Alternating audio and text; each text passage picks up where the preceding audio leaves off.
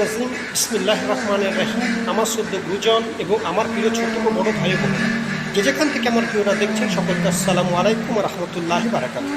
আজকে আমার ভিডিও আলোচনার বিষয় আমরা নামাজে মনোযোগ কেমন করে আনবো। তো হাদিস ও কোরআনের ব্যাখ্যা অনুযায়ী আমরা আলোচনাটা শুনবো ডক্টর জাকির নায়েকের মুখে। আশা করছি ভিডিও শুরু থেকে শেষ পর্যন্ত অবশ্যই দেখবেন। মনোবিজ্ঞানীরা তাদের বলেন যে আমাদের মন সরাসরিভাবে আমাদের নিয়ন্ত্রণে নেই, শরীর সরাসরিভাবে আমাদের নিয়ন্ত্রণে।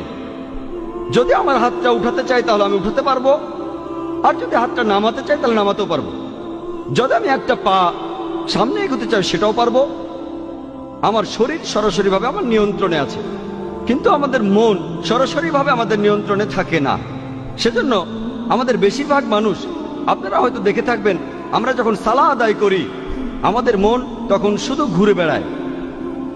যেমন ধরুন, একজন ছাত্র তার কোনো একটা পরীক্ষা দেওয়ার পর যদি সে সালাহ আদায় করে, সে সেই সময়ে তার পরীক্ষার খাতার কথাই চিন্তা করতে থাকে। আপনারা আমার জন্য দোয়া করবেন, আমি যেন আরো বেশি বেশি করে সহিহ হাদিস এবং কোরআনের বাণী ভিডিওর মাধ্যমে আপনাদের সামনে তুলে ধরতে পারি। সে তখন ভাবতে থাকে, আমি 2 নম্বর প্রশ্নে যে উত্তরটা দিয়েছি সেটা না লিখে আমার এটা লেখা উচিত ছিল। যদি কোনো ব্যবসায়ী সালাহ আদায় করে, সে চিন্তা করতে থাকে যে আজকে আমি কতখানি লাভ করলাম, কতগুলো জিনিস আমি বিক্রি করলাম। যদি একজন গৃহিণী সালাহ আদায় করে, সে তখন হয়তো ভাবতে পারে যে আমার স্বামীর জন্য আজকে আমি কি রান্না করব, বিরিয়ানি রান্না করব নাকি পোলাও। এটা খুবই স্বাভাবিক যে সালাতের সময় আমাদের মন শুধু এখানে ওখানে ঘুরে বেড়ায়। আমাদের মন ঘুরে বেড়ায় কেন?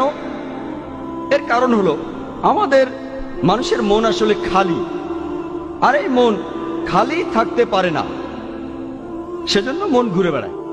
বেশিরভাগ মুসলিম সালাহ আদায়ের সময় যেগুলো আমরা বলি সেগুলো জানেন। সূরা ফাতিহা, পবিত্র কোরআনের আরো কিছু আয়াত, পবিত্র কোরআনের কয়েকটা ছোট ছোট সূরা, এগুলো আমরা সালাতের সময় বলি। মুসলিমরা আমরা এগুলো এত যান্ত্রিকভাবে পড়ি যে আপনি যদি কোনো মুসলিমকে ঘুম থেকে ডেকে তোলেন আর তাকে সূরা ফাতিহা বলতে বলেন, সে এই কাজটা 100 মাইল স্পিডে করতে পারবে। বিসমিল্লাহির রহমানির রহিম, আলহামদুলিল্লাহি রাব্বিল আলামিন, মালিকিল ইয়াউমিদ্দিন, ইয়াকা না'বুদু ওয়া ইয়াকা নাস্তাঈন, একেবারে যান্ত্রিক। যেহেতু এটা যান্ত্রিক, আমাদের মনের খুব সামান্য একটা অংশ এখানে ব্যস্ত থাকে। এই যান্ত্রিক অংশগুলো বলার সময় আমরা সেগুলো ভালোভাবে জানি, যেমন সূরা ফাতিহা আর কোরআনের অন্যান্য আয়াত। বেশিরভাগ মুসলিম আমরা বেশিরভাগই অনারব, আমরা আরবি ভাষায় কথাবার্তা বুঝতে পারি না।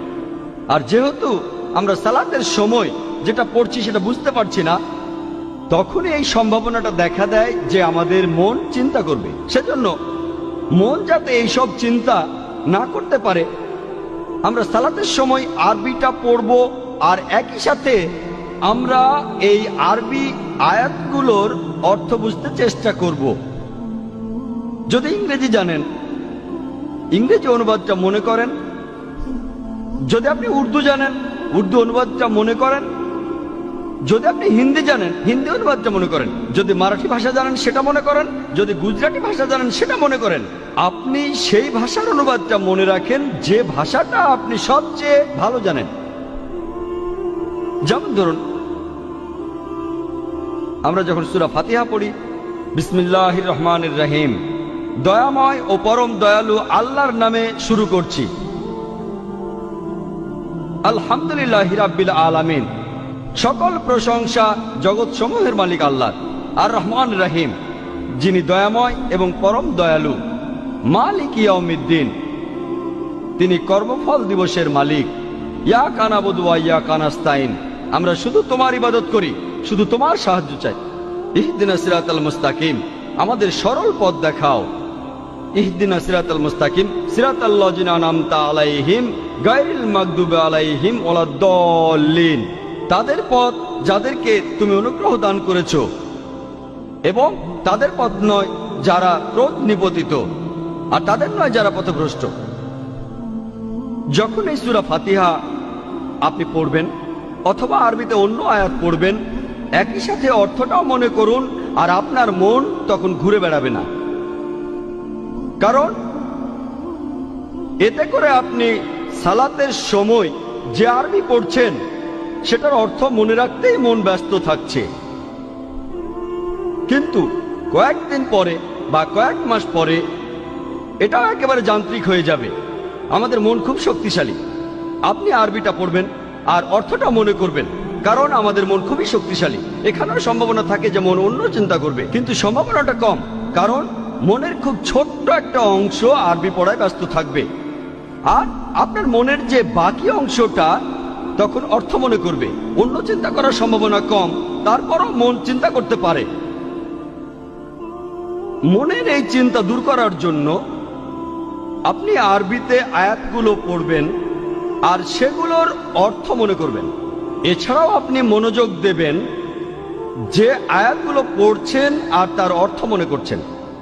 একজন মানুষ দুটো জিনিসের উপরে 100% মনোযোগ দিতে পারে না। দুটো জিনিসের উপর 50% মনোযোগ দেওয়া যায় বা 80% 20%, কিন্তু 100% দুটো আলাদা জিনিসের উপরে কেউ মনোযোগ দিতে পারে না। তাহলে যত বেশি মনোযোগ দেবেন আপনার মন ততখানি কম ঘোরাঘুরি করবে। মনের এই ঘোরাঘুরি বন্ধ করতে আমরা আরবি আয়াতগুলো পড়ব, আয়াতের অর্থ বুঝব আর সেই অর্থের উপর মনোযোগ দেব। তাহলে ইনশাআল্লাহ আমাদের মন ঘোরাঘুরি করবে না।